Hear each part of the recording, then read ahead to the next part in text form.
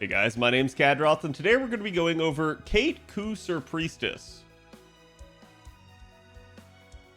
Just call her Baobhan Pretender or Bao Summer, whatever you want. Don't call her by that full name, it's terrible. In fact, before we actually begin, I would like to have a little bit of a miniature rant about this unit. These devs are on crack, and they're definitely going a little bit too insane with how much they're putting on any unit. And I do want to say this because as somebody that analyzes these units every time they come out, they're definitely making my life miserable whenever I have to spend like a half hour basically to even understand how the unit actually works. So certainly it's not a good deal when they're making you functionally have to have a PhD or actually just care so much about the game in order to understand the basic principle of a unit. Baobhan's actually a great unit, and I do think she brings a lot to the table, but they certainly could have made her kit a little bit more clear and concise, and not necessarily a college thesis. So we'll talk about that as we go through, but it's definitely something I had to get off my chest here at the beginning. So, with Baobhan, she is an AoE Buster Pretender. We actually have two other AoE Buster Pretenders at this point in the game. She's also limited, and we do have some permanent Pretenders, including an AoE one, so there's definitely some concerns, especially since one of her other Buster competitions is a welfare. But regardless, I do think that she stands out by virtue of that same kit that we just said was a college thesis. It is going to be a limited summer unit, so you're not going to have an easy time acquiring it unless you manage to actually get a banner during summer, or again sometime around that time each year. But that is something that JP's been doing a better job of over time, is making sure that every limited unit gets a banner, but yeah, there's definitely some 4 stars that don't always fall into that. So certainly that is a concern, as the 4-star rates and everything are what have suffered since the pity system has come out on FGO. But still, I do think you will have other opportunities to roll her if you don't acquire her at her first banner. That being said, let's now talk about her actual performance. And we'll start with her stats here. So right off the bat, you guys can actually see she's actually at 9.8k attack. That's really solid. We're approaching and knocking on the door to 10k, so this is a very good solid attack stat for a 4-star. Her HP value though is relatively anemic at only 11.5, but hey, if you're gonna go hard in the paint on the attack side of things, kind of to be expected. And you will see that she does have some stuff in her kit to really help out with this concern, so we'll wait until we get deeper in to talk about this more.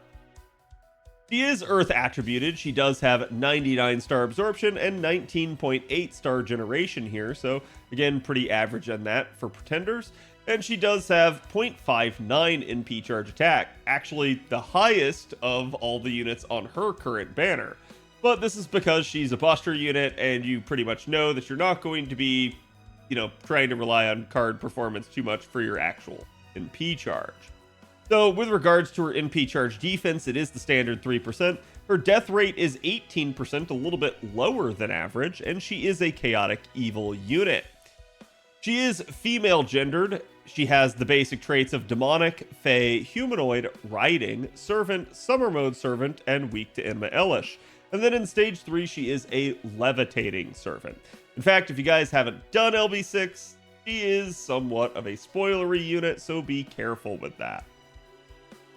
With regards to her deck, she is a double Buster, double Arts, and single Quick deck. This is going to allow her to form triple Buster Brave Chains with her Buster NP, and she will still have the 2 Arts cards if she should require them for good NP generation, and again, the singular Quick card for allowing you to actually form a Mighty Chain, which is still pretty decent for damage if you can't secure a triple Buster Chain.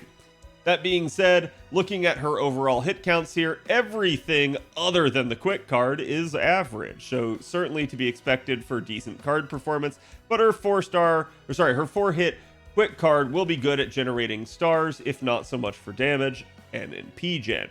And again, she does have the writing trait, so this will help boost the performance of the singular Quick card should you have to use it. looking at her first skill, and this is going to be one of those skills that we were talking about before, about the college thesis here, you can see it already does a lot. So let's go ahead and talk about this. For starters, it increases the party's attack and defense for 3 turns each by 20%.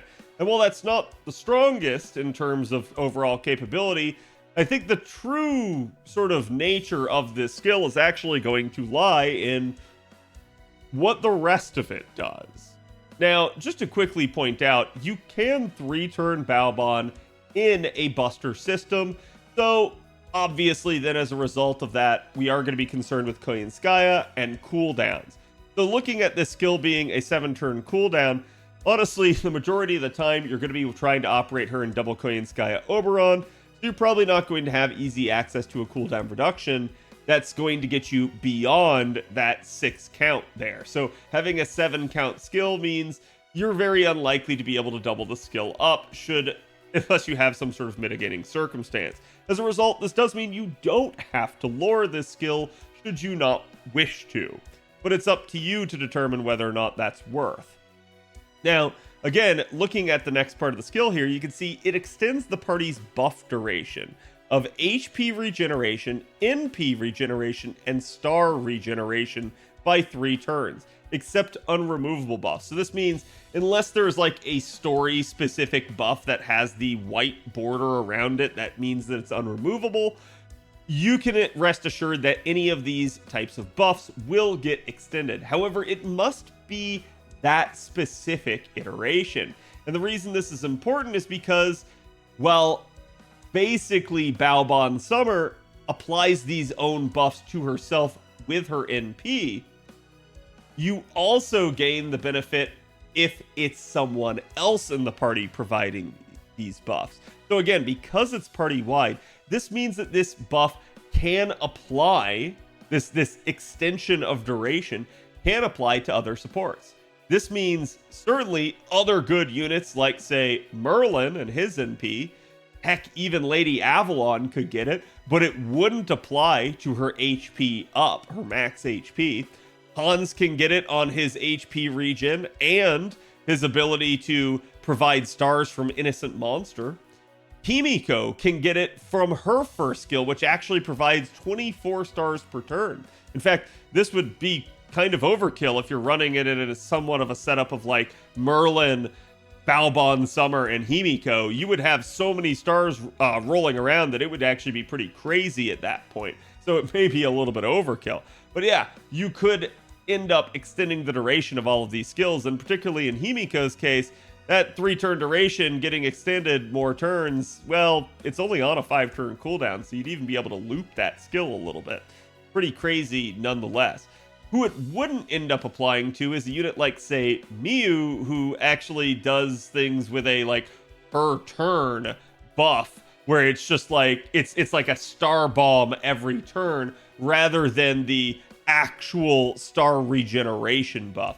So you end up seeing some weird things with that. Same thing with her NP generation buff, as it also doesn't work that way either. So really kind of sad for Miyu that she can't be extended by this. But again, we're also looking in that case as an arts unit compared with a buster unit, so probably not a whole lot of synergy there anyways. But this does have some very interesting applications. And then certainly the ability to extend all enemies' debuff duration of poison, curse, and burn by 3 turns except on removable debuffs. So you're also looking at the ability to extend something like, say, Honey Lake and its ability to its ability to benefit from power mods against burn. You're also looking at the sort of enhancements to units that are poison centric or curse centric. So again, units like Doman, Van Gogh, or even someone like, say, Chiome, or even someone like, say, Robin Hood, who's poison centric. You can definitely get a lot of work there. And then, yes, obviously your burn centric units. So really some interesting applications for what you might be able to do here. In fact, I can actually argue that trying to use her alongside someone like, say, Koyanskaya of Dark could see a lot of interesting uses as well with her 3rd skill. So I do think there's some really good synergy with this, especially alongside other buster units. So this skill has a lot going for it, a lot of things really to consider beyond just normal farming applications. Challenge applications and situations where you have to go the distance, this can be a really, really nice skill if used at the correct time. Now, with regards to her second skill, she actually has the ability to remove one enemy's buffs. So really solid right there if you need to pre-prep an enemy before you NP, get rid of its invuln, get rid of its solemn defense, or anything else that you might find annoying. Just having buff removal, buff strip in your kit is always going to be a solid thing, as long as they don't have buff removal resistance, or again, unremovable buffs by virtue of a challenge quest or story fight. But again, from there, it's also going to reduce their debuff resistance for 3 turns by 30%, making your debuffs more likely to land, and then reduce their critical attack chance for 3 turns by 30%, making them a lot less likely to crit you. From there, she actually gets Lady Avalon's charge prevention. So this is really good, as it's going to stop the enemy's NP bar from ticking up every turn for 2 turns. It is unstackable. It's a unique asset. So trying to use her alongside Lady Avalon, not really the best of circumstances anyways, but this would sort of make it even worse. So do keep that in mind, that this is solid, as it's going to do it basically 2 turns. So really nice. However, unlike Lady Avalon's skill that provides it to all enemies in the wave, basically Baobhan Summer's only going to be doing it for 1 enemy in the wave. This entire skill is focused on 1 enemy, not party-wide, so keep that in mind. But right there you can see this is also going to be the skill that acts as sort of for vampirism because of that charge prevention, as she is going to get 30% charge from it on a 6-turn cooldown. You are certainly going to want to lure this skill in the Koyanskaya system so that you can pop it on turns 1 and 3, thus allowing her to be a 60% charger rather than just a 30%. Now, with regards to her third skill, this is another unique thing that's going to come into play, and I'm glad it's the third skill because we can segue right into the passives after this. She increases the party's NP damage for 3 turns by 20%, all on a 6-turn cooldown. So for just farming applications right there, you're good. This same deal means you're going to be able to pop it on turns 1 and 3, be able to get back to it in time for that final turn in a 3-turn loop. But again, it's party-wide, so not just her, so this could benefit someone else in a sort of hybrid system. And again, it's going to also have a crit star bomb here of 15 stars. But it doesn't stop there. You see, it also increases the NP damage of all allies with Wrath of the Enshrined Deity status for 3 turns by an additional 20%. And then it's going to charge the NP gauge of allies with Wrath of the Enshrined Deity status by 20%. So again, it's a NP damage up and charge for anyone that has that trait. So why would they get that trait? Well, this is interesting, and this does make her work in a lot of these systems as sort of this hybrid damage dealer pseudo support that really can work out for you. So let's start looking at the passives. For starters, she starts out with Magic Resistance EX, giving her 25% debuff resistance herself. That is a very solid debuff resistance there. Riding EX for quick performance by 12%, further enhancing that quick card that she has. Territory Creation D, giving her a little bit of arts performance there, just to help out those arts cards. And then Fairy Knight EA. And this is where the college thesis comes in. Welcome to your longest passive in the game. So, let's break this down for you. If her own ascension is stage 1 or 2, she increases her own critical damage against man attribute enemies by 4%. This is your normal Fairy Knight buff. It's man attribute crit. But because it's a unique variant, it does a lot more than that. So, Stage 1 and 2 gets 4% to man attribute. Stage 3, however, gains 20% extra crit damage to man attribute. So if you are facing a man attribute enemy, if you are using Koyanskaya, you're going to get not only a lot of extra damage there, but also potentially a lot of crit damage here. This is where, with regards to the crit damage, I am just going to recommend that you go in stage 3. The reason being, you just gain a huge benefit for that. Now, it has a second part, however, and that's Priestess of the Enshrined Deity. And that's if your own ascension is stage 1 or 2, then if your allies are chaotic or good, it will increase their NP generation rate by 5% while she's on the field. And if her ascension is in stage 3, then it's going to increase the chaotic and good allies by only 4%.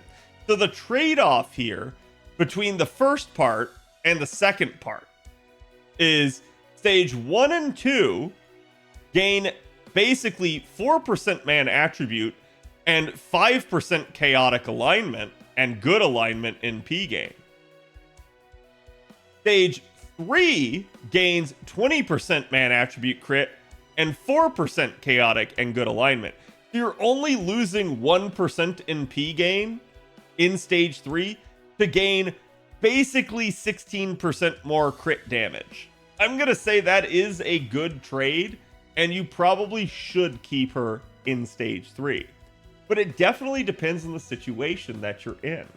It definitely depends on if you're going to be carding things out, if you're going up against, like, say, a Servant Gauntlet, sort of a more longer term fight than rather just a farming 3-turn, you definitely are going to want to consider that NP gain rate instead. Doubly so if you're not going up against man attribute enemies. I have seen a lot of people talk about this, that they don't like that her ascension form is sort of forced by this trait. While I can empathize with this, this is not nearly as bad as the Melisande situation, just being frank here. It's not that big of a deal. You're only trading that 1% NP gain for 16% crit damage. Really, it doesn't matter. Just use her in the form you want, and if you really want to try and min-max it, switch which ascension form she is in. But yeah, there is a whole lot of extra stuff here. But we still didn't cover the last part of this trait. Because yes, there's more. The last part here is for all ascensions, and it says it has a 500% chance to grant the party on defense activate buffs while she's on the battlefield. And what this means is that it's going to grant them Wrath of the Enshrined Deity buff for 1 turn whenever they take an attack. This will increase the critical damage by 10%. So, to put this in layman's terms, while Baobhan Sith is on the battlefield, any unit that gets hit by any enemy will gain a stack of 10% crit damage per hit. So, in a challenge scenario, kind of nice. You know you're going to be getting hit left and right. So, yeah, you're just going to keep gaining crit damage stacks. And if your party's overflowing with stars, you're going to keep critting. So this could get really out of control over a longer duration fight. However, the only problem is it's only the 1 turn. So keep that in mind. You're only going to get so much from that. But because that's occurring on the enemy's turn, you still have your duration, your next turn to actually be able to exploit that. And keep in mind too, her third skill up here increases the NP damage and charge of any unit that has been hit.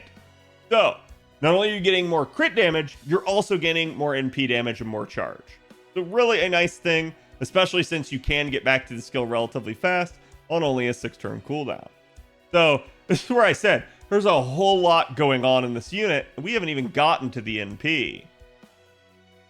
Savvy?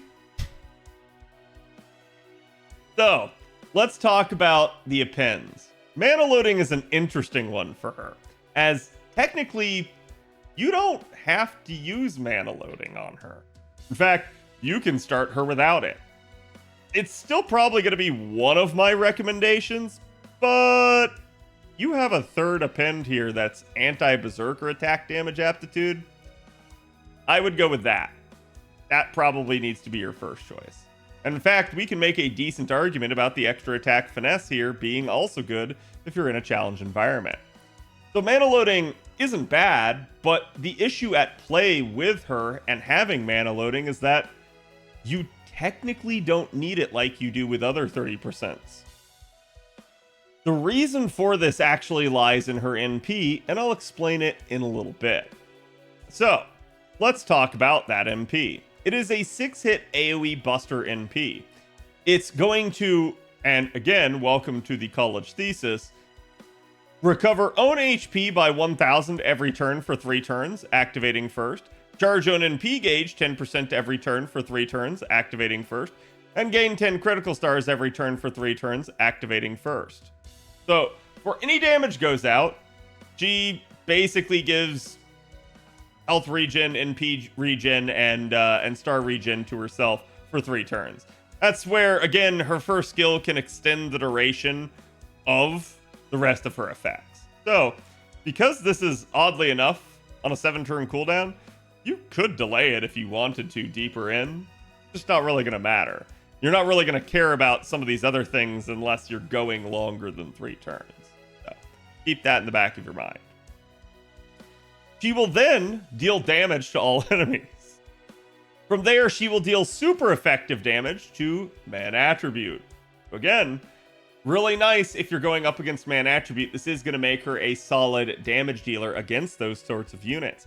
However, keep in mind here, guys, you're not going to get a whole lot of benefit if you're just sort of dogpiling on.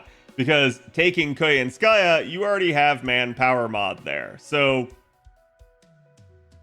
you're just kind of being redundant at this point. But the good news is, hey, it is super effective. So if you're up against a man, she will slaughter it at that point. From there, she's then going to inflict Curse and Poison for 2000 damage each for 3 turns to them.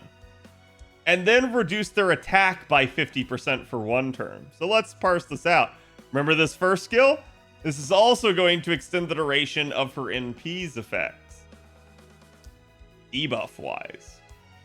Since she has 2 of the debuffs right there. The only one she doesn't provide is Burn. But it's also then going to reduce their attack by 50% for 1 turn. So every time Baobhan NPs, that unit is going to hit half as hard on the comeback afterwards. Not bad if you're facing a particularly, damaging enemy. Especially one that has high attack power and you know is going to card you hard. That can really just kind of settle them down. That's a simmer down now, y'all, real quick there. But it is only the 1 turn duration. Her overcharge effect is going to increase Buster performance by only 1 turn, so it's not going to stack, but it is a nice solid 20%. So again, a little bit of extra damage provided for her there. So with regards to that, let's go look at the damage. Now again, you guys can actually see as she is not going to be your top damage dealer. And we did talk about this, that you do end up having Tlaloc, who is permanent, AoE quick. You do end up having Oberon, who is a support and in and of himself a decent damage dealing unit. Just keep in mind these are neutral numbers and these do not include support buffs. So Oberon being a support, since these are all buffs under the unit's own power, means that Oberon used his 3rd skill on himself here to hit this number. So Oberon's damage is actually not that good without that 3rd buff, but hey, it is what it is. And he does do extra damage to lawful alignment there if he so chooses.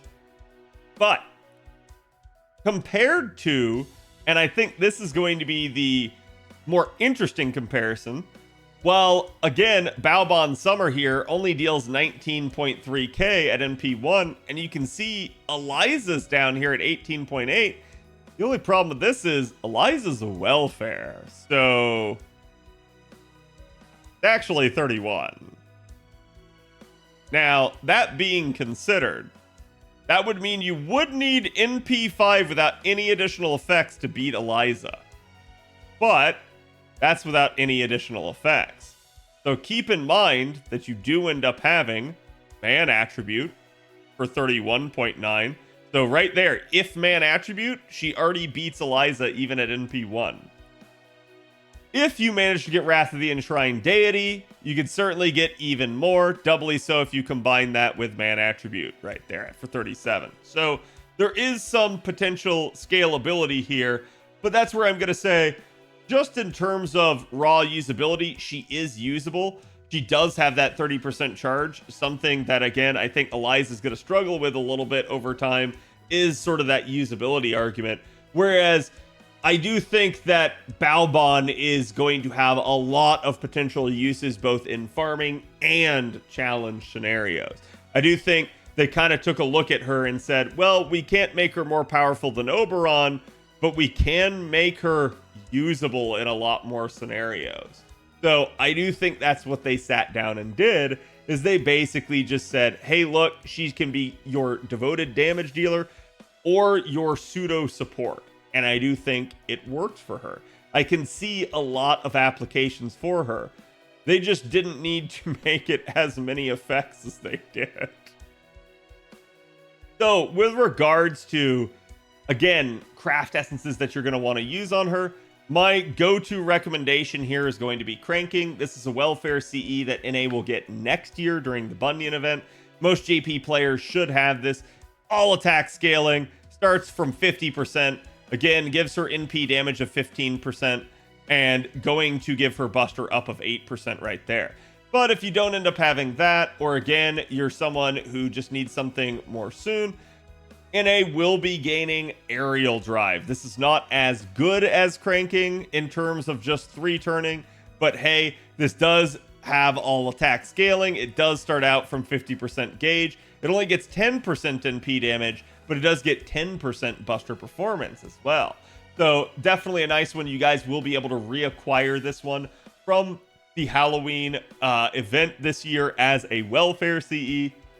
So certainly something to look forward to. Definitely don't miss your opportunity to acquire aerial drive. Now, again, I did mention this before during the analysis, but hey, look, Honey Lake, if you guys manage to have it, since you know that you can extend burn durations, you could throw burn command codes on her, get the power mod from Honey Lake, and thanks to that sort of first skill up here, be able to keep it going for even longer. This would mean that if you were worried about it falling off at some point, you could go boom and just add it in. But again, you can do some pretty crazy stuff with this, as I've seen someone basically stack Merlin's NP, a single Merlin's NP, to pretty crazy numbers already utilizing this. So I do think there is some interesting applications for it, because it's just going to add more turn duration to what already exists. It's not setting it to 3 turns, it's extending it by 3 turns. So really, really a nice, interesting skill that they have given her. What do you guys think about Baobhan Summer? I'll be curious to hear you guys' thoughts. Which ascension is your favorite? And will you be utilizing her? And who will you be using alongside her? I'll be curious to read your comments below, and I will see you guys for the next one.